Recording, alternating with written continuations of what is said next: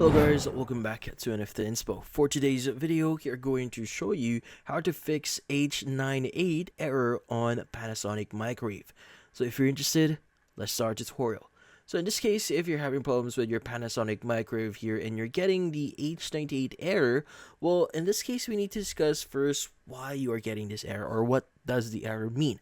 So the H98 error on a Panasonic microwave here indicates an issue with the magnetron or inverter, which are essential components for heating.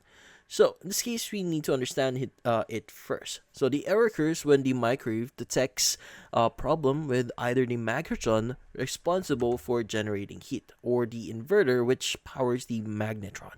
So in this case, before diving to internal components here, ensure that the microwave is getting proper power here, and also avoid using small or underpowered extension cords. So if you still want to use like extension cord, make sure that the cord that you're using for your extension cord here actually matches the width or how big the actual cord is on your microwave, just to make sure that power is properly passing into your microwave here.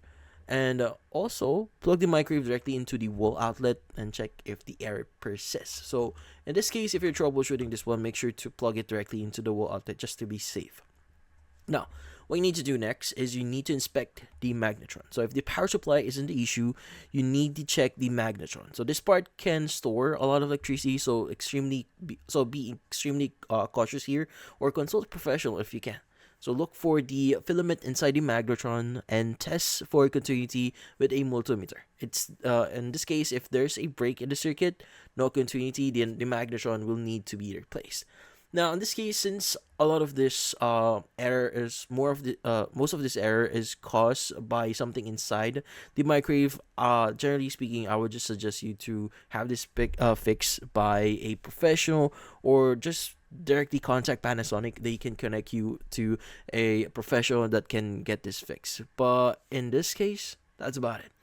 So hopefully this video was able to help you. Like and subscribe to NFT Inspo. Thank you for watching.